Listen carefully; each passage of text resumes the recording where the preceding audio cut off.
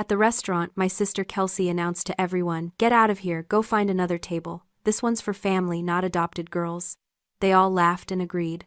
Then the waiter placed a $2,400 bill in front of me for their entire engagement dinner. I smiled, took a sip of my water and paid the bill. But after the transaction cleared, I heard Kelsey scream, "Just a moment, please." Before I tell you exactly how I made them regret that sentence, drop a comment and let me know where you're listening from and what time it is for you right now. I'd love to know who's part of our community. The wind on the rooftop terrace cut through my coat, but I didn't feel cold. I felt calibrated. Inside the glass walls of the lounge, my adoptive family was raising their champagne flutes. My father David was laughing at something my mother Christina whispered. My sister, the bride-to-be, was beaming her hand, resting on the arm of her wealthy fiancé. They looked like a family that didn't have a care in the world, mostly because I had just paid for all of it. The receipt was still warm in my hand. $2,400, the cost of admission to a life I was never actually allowed to live. Kelsey tapped her spoon against her glass again. The room quieted. She smoothed her silk dress and looked directly at me through the glass, her smile tight and dismissive. She waved her hand, a shooing motion like I was a stray dog that had wandered too close to the buffet. "Sydney," she mouthed, exaggerating the syllables so I could read her lips. "You ruin the aesthetic." My mother nodded, turning her back to me to adjust Kelsey's veil. They didn't even wait to see if I left. They just assumed I would. Because that was the deal. I paid, they took, and then I disappeared until the next invoice arrived. I looked down at the receipt. It wasn't just paper. It was a contract I had finally decided to breach. I didn't cry. I didn't bang on the glass. I simply folded the receipt, placed it in my pocket, and walked toward the elevator. The transaction was complete, and so were we. The elevator doors slid shut, cutting off the view of the celebration. The silence in the metal box was heavy, but it wasn't lonely. It was protective. I pulled my phone from my clutch. My screen was already lighting up with a text from my mother, Christina. "You embarrassed us. Where are you going?" I didn't reply. I didn't type out a justification. I simply tapped the information icon next to her name and selected block caller. Then I did the same for my father, David. And finally for Kelsey. By the time the elevator reached the lobby, my digital world was as silent as the physical one. I hailed a cab and gave the driver my address. As the city lights blurred past the window, I let myself dissect the anatomy of the last 5 years. People always ask why victims of financial abuse stay. They assume we are weak or stupid or naive. I was none of those things. I was an architect. I understood structure and stability better than anyone. But I had fallen victim to the oldest psychological trap in the book, the sunk cost fallacy. For years, I had treated my adoptive family like a slot machine. Every time I paid a bill, every time I covered a crisis, every time I smoothed over a disaster with my own savings, I was feeding a coin into the slot. I convinced myself that if I just put in enough coins, eventually the lights would flash, the bells would ring, and the jackpot of love and acceptance would pour out. I thought if I invested enough, they would have no choice but to value me. Tonight, looking at that receipt, I finally understood the game. The machine wasn't cold, it wasn't due for a payout, it was rigged. There was no jackpot. There was only the endless hungry mouth of the coin slot designed to take until I was empty. Paying that bill upstairs hadn't been an act of submission. It was the final coin I was willing to lose to prove once and for all that the game was broken. When I unlocked the door to my apartment, the air was still and clean. My space was minimalist, precise, a stark contrast to the chaotic, expensive clutter of my parents' home. I didn't take off my coat. I walked straight to my desk and opened my laptop. I didn't need to search for the files.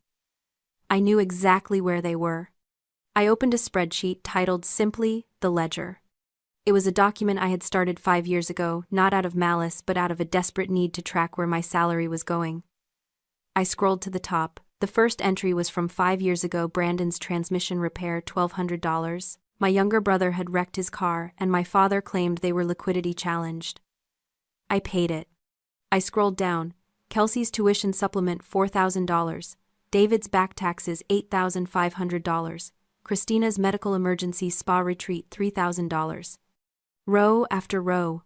Column after column. The numbers blurred into a single, massive figure at the bottom right. I had funded their lifestyle while I lived in a studio apartment and shopped at discount grocers. I had been their safety net, their venture capitalist, and their retirement plan, all while they introduced me to their friends as our independent daughter, with a tone that implied I was cold and distant. They called me cold because I worked hard enough to afford the warmth they felt entitled to steal. I stared at the blinking cursor. This document was no longer just a personal record, it was a weapon. I hit print. The printer whirred to life in the corner, a rhythmic mechanical sound that felt like a heartbeat. Page 1 slid out, then page 2, then page 3. It took a long time to print 12 pages of exploitation. I picked up the stack of warm paper. It had weight, it had mass. For the first time my sacrifice wasn't invisible, it was right there in black and white ink. I set the stack on my desk right next to the receipt from tonight's dinner.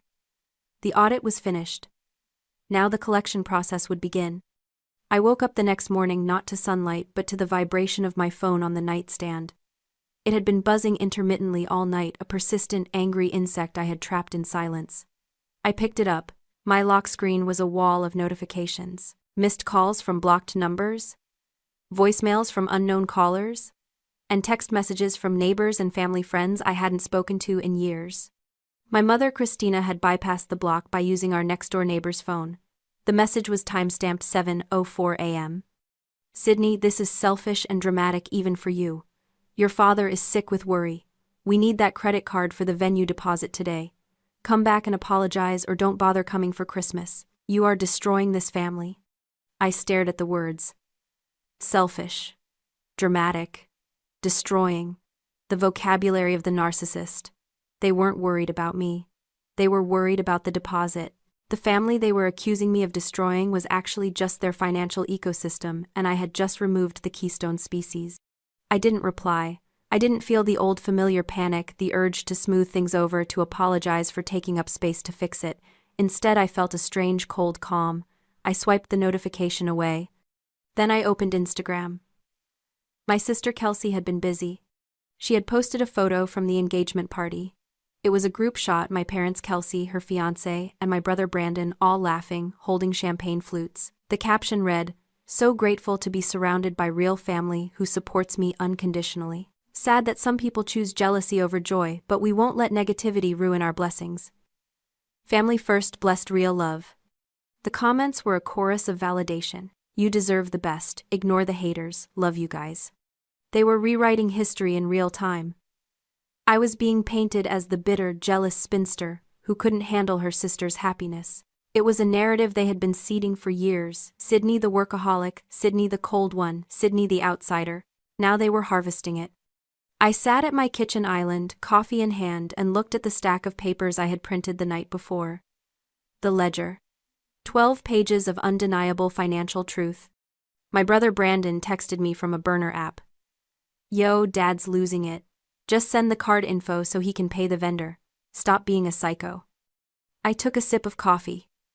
The steam curled up, disappearing into the quiet air of my apartment. I remembered the time Brandon had called me a psycho for refusing to pay his parking tickets right before I paid them anyway, because my father said family helps family. Not today.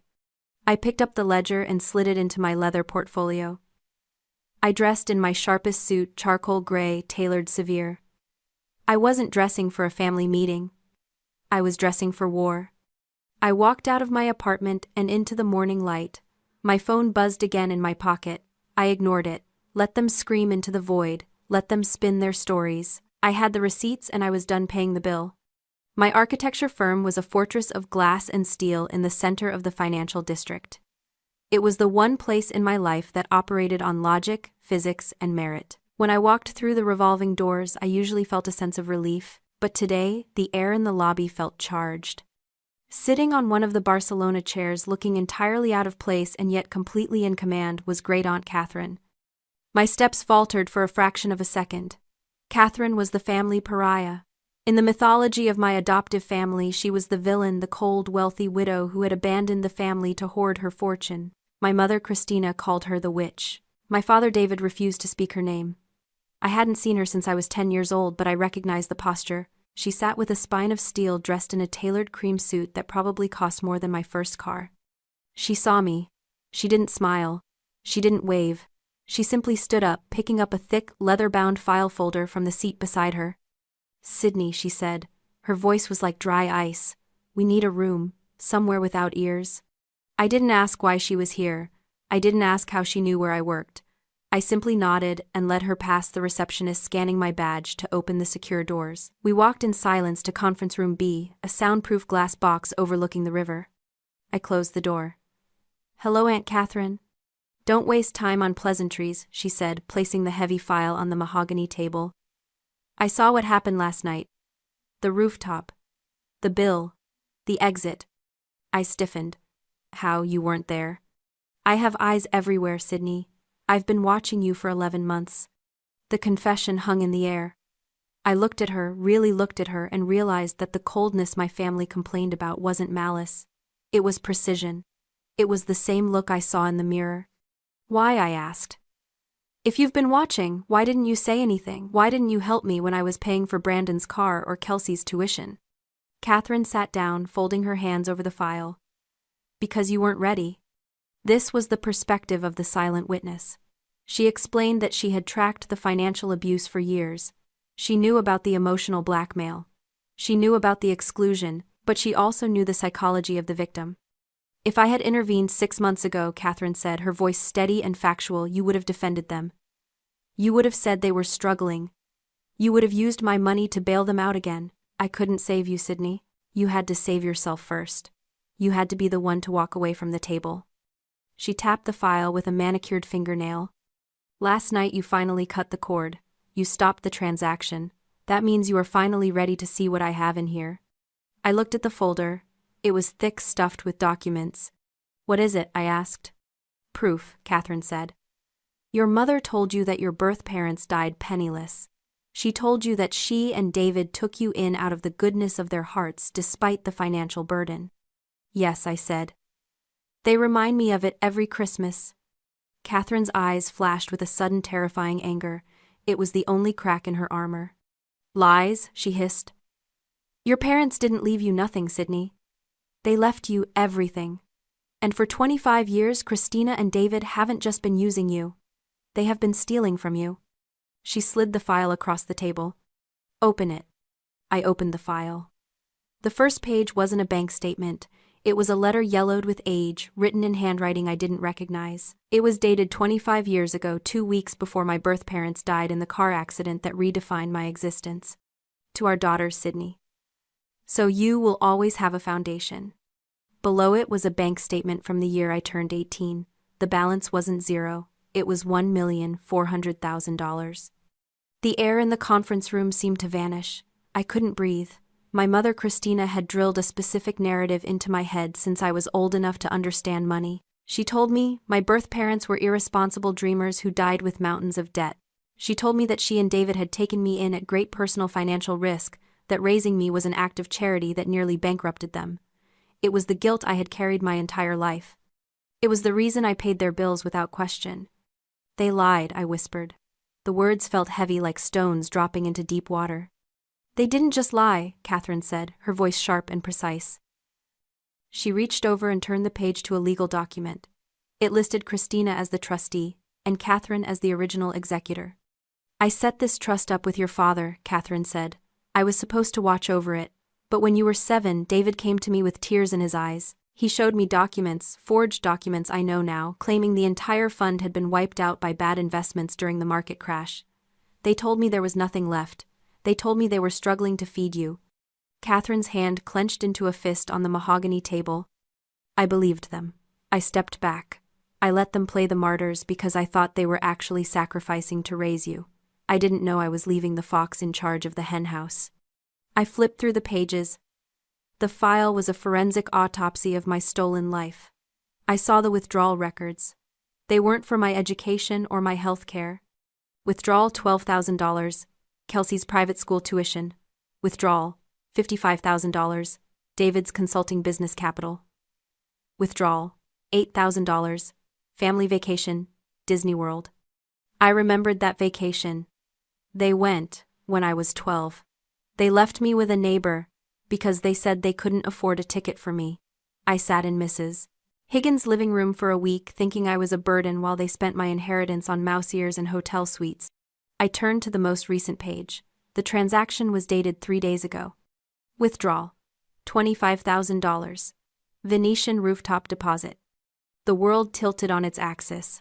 I hadn't just paid the $2,400 bar tab last night. I had paid for the entire engagement party. The venue, the flowers, the champagne, it was all funded by the ghosts of the parents who actually loved me. Christina and David hadn't just used me as an ATM. They had cannibalized my future to feed their golden child. I looked up at Catherine. The shock was gone. In its place was a cold, vibrating rage that felt like an engine turning over. They stole $1 million from an orphan, I said. It wasn't a question. With interest and market growth, Catherine corrected, they stole nearly $3 million. And they are still doing it. They think the well is bottomless. She reached into her purse and pulled out 2 envelopes. They were thick, cream-colored, and sealed with the wax emblem of her high-powered law firm. This, she said, tapping the first envelope, is a cease and desist order freezing every asset they own. This, she tapped the second, is a criminal complaint for embezzlement and fraud. She looked at me, her eyes matching mine, hard, dark, and unforgiving.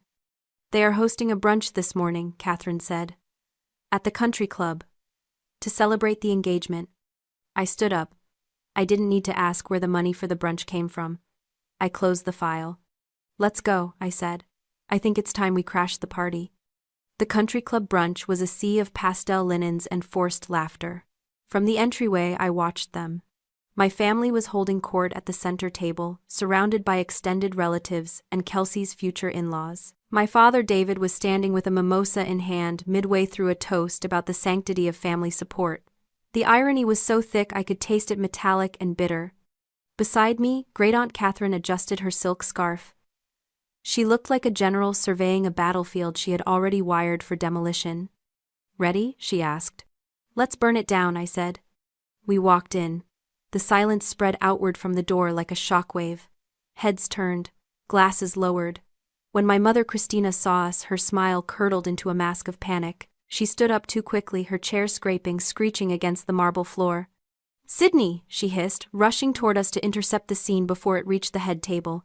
What are you doing here? You were uninvited. And bringing her. This is a private event. It's not a private event, Christina, Catherine said, her voice carrying effortlessly across the room. It's a crime scene. The room went dead silent. David froze his glass halfway to his mouth. Kelsey looked up from her plate of fruit, her eyes darting between me and the thick envelope in Catherine's hand. Don't cause a scene, Christina whispered, her eyes manic. We can talk later, just leave. No, I said. My voice was calm. It was the voice I used when telling a contractor a load-bearing wall was failing. We're done talking. We're here to serve notice. Catherine stepped past my mother and walked straight to the head table. She didn't yell, she didn't throw a drink. She simply placed the legal documents on the white tablecloth right next to the floral centerpiece I had unknowingly paid for. David. Christina, Catherine said, these are notices of a federal lawsuit for embezzlement, fraud, and breach of fiduciary duty. As of 9 o'clock this morning, your assets have been frozen. The house, the accounts, the business capital, all of it. David dropped his glass. It shattered, orange juice and champagne splashing onto his Italian loafers. You can't do that, he stammered. That money, we raised her. It was reimbursement. We took her in when no one else would. You didn't take me in, I said, stepping forward. You took my trust fund in. I was just the packaging. The guests were murmuring now. I saw Kelsey's fiancé, a man who cared deeply about optics, slowly pull his hand away from hers. Kelsey sensed the shift. She looked at her parents, panic rising in her chest like rising water. Frozen, Kelsey asked, her voice shrill. What does that mean? What about the wedding payments? The vendor checks go out tomorrow. There are no checks, Kelsey, I said. The well is dry. But the money, Kelsey spun on our mother. You said there was plenty. You said the trust was practically infinite. Christina lunged for her daughter, trying to shush her, but it was too late. The pressure was too high and the structure was too weak. Kelsey shoved her hand away and stood up, her face twisted in a tantrum of pure entitlement. You told me it was my money, Kelsey screamed. The sound tore through the room. You told me Sydney was just the help. You said her parents left it for us because they owed you. The confession hung in the air, ugly and undeniable. She knew. All this time, the golden child knew exactly where the gold came from. She hadn't just been spoiled. She had been complicit. I looked to my left. The wedding videographer hired to capture candid family moments was standing 10 feet away. His camera was raised. The red recording light was steady and unblinking. He had it all. The fraud, the confession, the collapse. Christina looked at the camera, then at her wealthy future in-laws who were staring at her with expressions of absolute horror. She realized in that second that her social currency had just been devalued to zero. "It's a misunderstanding," David tried, his voice cracking. "We can explain." "You can explain it to the district attorney," Catherine said. "We've already filed the criminal complaint." I looked at them one last time, my mother trembling in her designer dress, my father broken and small, my sister sobbing not for the crime but for the loss of her budget. They looked like strangers. "Come on, Aunt Catherine," I said, turning my back on the wreckage. "I have a new life to build." We walked out the way we came, leaving the silence behind us. I didn't look back. The fallout was swift, brutal, and entirely self-inflicted. By Monday morning, the video of Kelsey's screaming confession had been leaked not by me but by one of the guests who realized the perfect family narrative was a lie worth exposing. It went viral within hours. The internet didn't see a bride under stress. They saw a spoiled accomplice furious that her stolen lifestyle had been repossessed. David and Christina were indicted 2 weeks later. The charges included wire fraud, embezzlement, and breach of fiduciary duty. Because the amounts crossed state lines and involved banking institutions, the federal prosecutors were involved. They faced years in prison, not weeks. Kelsey's fiancé left her before the ink was dry on the cancellation checks. He issued a public statement about misrepresented values and disappeared back into his own wealthy, scandal-free world. Without the trust fund to prop her up, Kelsey had nothing, no career, no husband, and no reputation. I sat in my new office 3 months later. It was a space I had designed myself, clean lines, natural light, structural integrity. On my desk were the plans for the foundation, a community center for foster youth funded entirely by the Recovered Trust. I was no longer building on sand. I was building on bedrock. I thought about the metaphor of the paper house. My family had built a beautiful, enviable life. From the outside, it looked perfect, the parties, the clothes, the status, but it was all just paper walls held up by the money they stole from me. They had spent 20 years painting the paper to look like marble, convincing the world it was solid, but the moment I pulled my support, the moment I stopped being the load-bearing wall they abused, the entire structure collapsed. It had no foundation. It had no truth. Great Aunt Catherine walked in carrying 2 coffees. She set one down on my drafting table. She was my partner now, helping me manage the trust she had originally created. "Ready for the site visit?" she asked. "Always," I said. I picked up my phone. 0 missed calls from my mother, 0 texts from my father. They were allowed 1 call a week from the detention center, and they used it to call lawyers, not me. I smiled, a genuine, easy smile that reached my eyes. I turned off my phone and slid it into my drawer. The transaction was finally permanently closed. If you've ever felt like you were paying for a seat at your own family's table, share this story. Remind the world you are not a bank account. You are the prize.